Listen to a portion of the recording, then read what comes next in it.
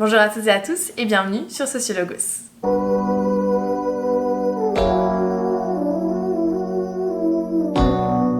Dans la vidéo d'aujourd'hui, je vais vous parler un peu de mon expérience en doctorat à travers 3 échecs qui ont marqué mon doctorat. En fait, une thèse, c'est vraiment marqué par des hauts et des bas. On passe par beaucoup d'émotions, c'est un peu l'ascenseur émotionnel au quotidien et tout simplement on se retrouve très fréquemment dans des situations d'évaluation. Donc je trouvais que c'était intéressant aussi de ne pas idéaliser le doctorat, de vous montrer que on peut vivre des difficultés en doctorat évidemment, mais aussi de montrer que les échecs ne veulent pas dire que tout s'arrête. J'ai vécu plusieurs échecs en doctorat, comme je vous le disais. Aujourd'hui, je vais me concentrer sur 3 échecs qui ont marqué mon parcours doctoral et je vais vous expliquer ce qui s'est passé et comment je me suis relevée de ces échecs. Et puis ce que je vais faire, c'est que je publierai bientôt une seconde vidéo dans laquelle je vous présenterai mes 3 plus grandes réussites en doctorat. C'est donc parti pour le premier échec qui a marqué mon doctorat. Donc évidemment, le premier échec qui a marqué mon parcours doctoral, eh bien c'est celui qui est arrivé avant même que mon parcours doctoral ne commence vraiment, c'est-à-dire tout simplement le fait de ne pas avoir obtenu de contrat doctoral. Le contrat doctoral, c'est un contrat de travail qu'on passe avec une université qui va nous embaucher pour faire notre thèse. C'est le mode de financement de thèse qui est le plus confortable. Et donc, malgré 5 candidatures pour donc 5 contrats doctoraux différents dans 5 institutions différentes, eh bien, je n'ai pas obtenu de contrat doctoral. Donc déjà, il faut savoir que les procédures pour obtenir un contrat doctoral, elles sont très différentes en fonction des universités. Moi, dans mon cas, les 5 contrats pour lesquels j'ai postulé impliquaient quand même un processus de sélection assez rigoureux avec des dossiers à écrire qui sont assez lourds. J'ai passé quand même dans la plupart des cas plusieurs étapes. On me demande ensuite de faire un oral devant un jury qui est, ma foi, assez impressionnant. Donc on s'investit beaucoup émotionnellement, en tout cas moi je me suis beaucoup investie émotionnellement et j'ai vécu 5 fois l'espoir, le stress de passer devant un jury, etc. et 5 fois une réponse négative. Je vais pas vous mentir, c'était vraiment à chaque fois assez difficile à encaisser parce que tout simplement on se projette en fait dans l'avenir et ça vient nous mettre un coup d'arrêt. C'est dur de se dire qu'on est jugé à 100% sur juste un projet. En fait, c'est dur de ne pas se sentir jugé soi. C'est pour ça que c'est peut-être dur à accepter aussi, c'est que on arrive avec un projet qui nous tient vraiment à cœur. C'est presque un projet de vie qu'on présente. En tout cas, moi, quand j'ai présenté mon projet de thèse, je me projetais sur 3-4 ans. Ma vie allait changer avec ce contrat doctoral. C'est vrai que c'est assez dur de se dire que c'est un exercice de style, déjà d'une part, et qu'on est jugé sur un projet qui doit rentrer dans un cadre universitaire avec certaines consignes. Et je pense que moi, je me suis quand même sentie à un moment jugée sur ma personne.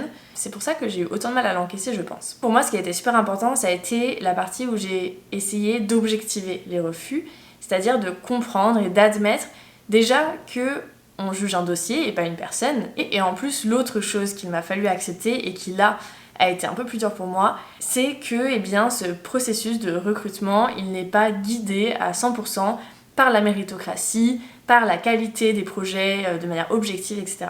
Et j'ai réalisé ça quand j'ai pris conscience qu'on avait tous des projets de thèse extrêmement différents et qu'il me semblait quand même assez difficile de comparer des choses qui n'étaient pas comparables tout simplement. J'ai dû accepter la réalité qui est qu'il y a certains sujets qui sont plus intéressants à un moment donné pour une école doctorale, pour une université, pour un laboratoire. Alors que d'autres sujets, dans la manière dont ils sont présentés en tout cas, sont moins attirants, représentent moins un caractère un peu innovant, en tout cas dans ce qu'on en montre à ce moment-là, et du coup on convainc moins. Et ça, en fait, c'est très dur de s'en rendre compte quand on n'est pas déjà dans les circuits universitaires, qu'on n'a pas conscience du fonctionnement d'un laboratoire ou d'une école doctorale. Et c'est vrai que moi, quand j'ai déposé mes dossiers, j'avais une connaissance extrêmement limitée de comment fonctionne un labo, comment fonctionne la recherche. En fait, j'avais une expérience d'étudiante, mais pas du tout dans la recherche, que je naviguais à vue et j'ai un peu été naïve dans la manière de construire mon projet, de le présenter, en le construisant juste comme une bonne élève, en fait. De rien, il faut être stratégique. Et l'autre chose qui, là, a été encore plus dure à accepter pour moi, c'est que, évidemment, il y a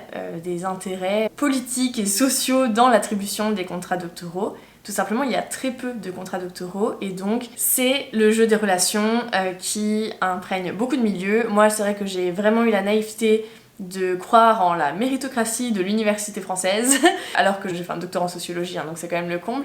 Mais voilà, on a toujours espoir en fait de se dire que c'est un milieu qui valorise l'excellence universitaire, le travail, etc. Mais il n'y a pas que ça, ce qui est en fait le fait de tous les milieux professionnels, je pense. Mais voilà. Donc c'était un échec tout simplement parce que financièrement je ne pouvais pas entrer en thèse sans contrat doctoral.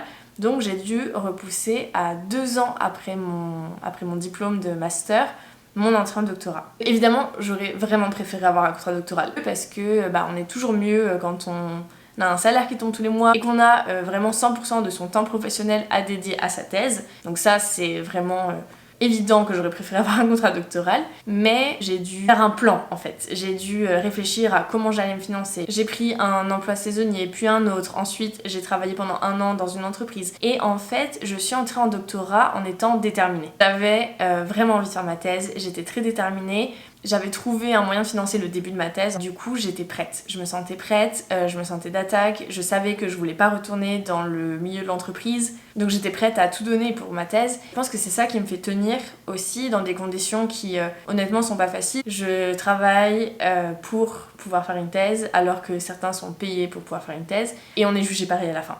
C'est quelque chose qui peut être hyper dur psychologiquement à certains moments. Je pense que j'aurais pas tenu si j'avais pas la conviction de pourquoi je fais ces choses là et si j'étais pas vraiment déterminée au moment où je suis rentrée en thèse en ayant en fait conscience de tout ce dans quoi je me lançais, de pourquoi je le faisais, de pourquoi c'était important pour moi à l'échelle de ma vie, j'aurais pas tenu. Donc voilà. Alors le deuxième échec qui a marqué mon parcours doctoral, eh bien c'est le jour où on m'a refusé le poste d'enseignement de mes rêves. On vit beaucoup de refus quand on est en thèse, encore plus quand on est en thèse non financée parce qu'on candidate sans cesse pour obtenir des financements, etc. Et 85% du temps, si ce n'est 95%, on obtient des refus. En tout cas, j'obtiens des refus. Mais il y a un refus que j'ai vraiment vécu comme un échec. En fait, je venais de finir mon financement. Donc ça faisait 2 mois que j'étais sans financement. Et ça faisait 2 mois que je savais qu'un poste allait s'ouvrir dans une université. Comme je dois financer ma thèse, eh bien c'était pour moi la meilleure manière de la financer. C'est-à-dire que j'allais enseigner dans une bonne université, une université reconnue, qui allait ajouter une belle ligne sur mon CV, le salaire était bien, voilà, c'était un poste qui m'offrait aussi une stabilité administrative, financière, un contrat de travail. Alors voilà, ça paraît pas grand-chose comme ça, mais je disais souvent à mes amis que ça allait changer ma vie et que surtout ça allait déterminer si je continuais en thèse ou pas. Et c'est là où j'ai fait une erreur, c'est que j'ai tout misé sur ce poste. Dans le sens où je pensais être la candidate parfaite du fait de plusieurs éléments de mon parcours. J'ai mis toutes les chances de mon côté. J'ai été intervenir dans un cours dans cette université, j'ai rencontré du monde là-bas, j'ai co-organisé un événement avec cette université, etc. J'envoie ma candidature et je reçois quelques semaines après un mail qui m'annonce que mon dossier est refusé sans explication, etc. Et là, je suis vraiment déçue. J'envoie un mail dans la foulée pour savoir si je peux connaître les raisons du refus et on ne me répond jamais.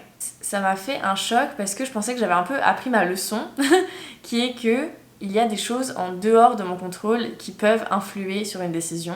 J'ai fait l'erreur de me dire que j'avais tout donné et que il fallait que ça marche parce que c'était la meilleure option pour moi. Donc en plus de ça, j'ai mis vraiment tous mes œufs dans le même panier en me disant c'est ça qui va faire que ma thèse va pouvoir continuer, sans ça je continue pas. Et du coup le refus, il a été difficile à encaisser parce que je m'étais dit c'est ça ou rien. Et on peut pas fonctionner comme ça quand la décision est en dehors de notre portée.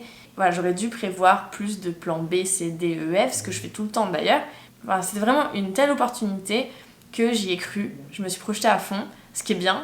J'aurais dû continuer à regarder ailleurs, à me dire que ça pouvait ne pas marcher, parce que forcément j'ai été déçue. Voilà, je pense que c'est vraiment un échec qui m'a fait réaliser ça aussi. Que je dois toujours être sur mes gardes, c'est-à-dire mais financièrement, etc. Toujours candidater à plusieurs choses, envisager plusieurs éventualités en fait. Ne jamais se dire c'est tout noir ou tout blanc. Et du coup, le troisième échec que j'ai vécu pendant mon doctorat, ça a été un moment où j'ai fait un ascenseur émotionnel quant à la publication d'un article.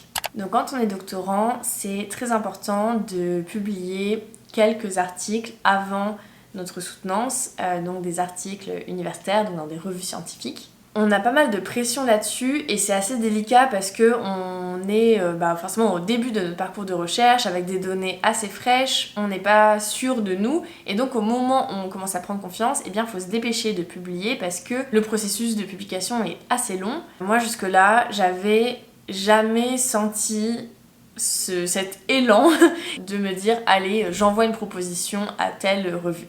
Sauf que un beau jour, je vois passer une annonce pour une revue scientifique, mais qui fait de la vulgarisation scientifique. C'est des articles qui sont un peu plus courts, qui mobilisent un peu moins de littérature qu'un article universitaire classique, mais qui reste une très bonne revue, reconnue dans le milieu scientifique, etc. En plus, c'était une revue anglophone, donc moi je me dis que c'était super pour valoriser ma recherche. Et le thème du prochain numéro était vraiment un thème que j'étais en train de développer dans ma thèse. J'en parle à mes amies doctorantes qui me motivent à envoyer quelque chose. J'envoie une proposition et là, ma proposition est acceptée. Je n'en reviens pas, je suis super contente, je commence déjà à parler du fait que je vais publier à des gens dans mon entourage universitaire, etc. Erreur d'ailleurs, je ne parlerai plus jamais de projets tant que je ne les ai pas faits. La proposition est acceptée et on m'annonce que j'ai une semaine pour envoyer la version complète de mon article. Si vous voulez, la proposition d'article, c'est un paragraphe, ça doit faire une demi-page à tout casser. Et là, on me demande d'envoyer un article de 3 pages, donc ce qui n'est pas énorme pour un article universitaire, mais qui en fait est quand même long à écrire. Et justement, écrire quelque chose de court, c'est parfois plus complexe. Et donc, on me demande d'écrire cet article de 3 pages en une semaine. Donc là, je m'y mets à fond. En plus, c'est en anglais, donc c'est quand même un petit challenge de plus. Moi, j'ai jamais écrit d'article universitaire, donc j'ai pas ce côté écriture automatique où je connais les codes et tout. Donc je vais déjà lire d'autres articles qui ont été publiés dans cette revue. J'écris plusieurs versions, je me fais relire par des anglophones. J'envoie mon article à temps. Normalement, ce qui se passe à partir de ce moment-là, c'est que notre article est lu par au moins 2 chercheurs qui sont anonymes. Donc c'est un procédé qu'on appelle la relecture à double aveugle. Donc je savais que mon article allait devoir passer par cette étape. Et ensuite, on nous envoie les retours des experts qui nous indiquent s'il y a des corrections mineures à effectuer, des corrections majeures à effectuer, ou si l'article est tellement loin de la proposition initiale ou bien qu'il y a des fautes très graves dans la méthodologie ou dans l'apport théorique qu'on doit le refuser. Donc j'attends patiemment le retour des correcteurs et je reçois en fait un mail qui m'annonce que finalement mon article ne sera pas considéré par les correcteurs. Donc honnêtement, quand je reçois ce mail, je me dis que j'ai dû écrire vraiment un truc horrible. Mon premier réflexe, c'est de me remettre en question, de me dire que mon article était nul. Et ensuite, j'en ai parlé à mes amies doctorantes qui m'ont dit mais en fait, c'est un peu bizarre parce qu'après une proposition, normalement, on refuse pas un article comme ça. Et surtout, il était noté dans le mail que mon article n'avait pas été soumis à la relecture à double aveugle, que en fait, mon article n'avait même pas été envoyé au relecteur. Et du coup, j'ai demandé par retour de mail à obtenir les raisons de ce refus. Et la réponse que j'ai reçue m'a laissée un peu pantoise puisque il m'a été dit que l'article ne correspondait pas à la ligne éditoriale de la revue, ce qui ne faisait pas trop sens puisque ma proposition d'article avait été reçue et que j'étais restée dans la ligne exacte de ma proposition d'article. Il y a plein d'explications possibles, je ne peux pas savoir, je ne saurai jamais, je n'ai pas obtenu de réponse et j'ai fait la paix avec ça. Ce que j'ai réalisé, c'est aussi que je m'étais peut-être un peu précipitée dans la publication de ces données-là qui, en fait, maintenant je le réalise, sont des données qui vont peut-être être au cœur d'un chapitre entier de ma thèse. Je sais que c'est des données qui sont importantes. Je commence à comprendre leur valeur, leur intérêt théorique, la manière dont elles peuvent contribuer à ma discipline. Et je me dis qu'en publiant ces données, eh bien j'aurais un peu gâché entre guillemets mes données. Je me dis que c'est pas plus mal, que j'ai pris un peu de recul sur ces données, que j'ai laissé le temps au temps. Et je me dis que j'aurais en fait cédé à la pression qu'on a à publier en publiant quelque chose qui n'était pas vraiment qualitatif, alors que maintenant je me sens beaucoup plus capable de publier un article intéressant à partir de ces données-là. Mais voilà, ça a été un échec qui a été dur à encaisser, là encore un refus, comme il y en a tant d'autres finalement dans un parcours de doctorante. Voilà donc pour les 3 échecs qui ont marqué mon parcours doctoral jusqu'à présent. Ce que je voulais, c'était surtout vous montrer que un parcours doctoral, c'est pas du tout linéaire, mais surtout que, en fait, un échec n'est pas une fatalité. D'ailleurs, je vous retrouve très bientôt pour la deuxième partie de cette vidéo qui sera à propos de mes 3 plus belles réussites depuis le début de mon doctorat. Merci d'avoir regardé cette vidéo. N'hésitez pas à vous abonner à la chaîne, à liker la vidéo, à la partager et à faire vivre Sociologos. Je vous dis à bientôt sur Sociologos.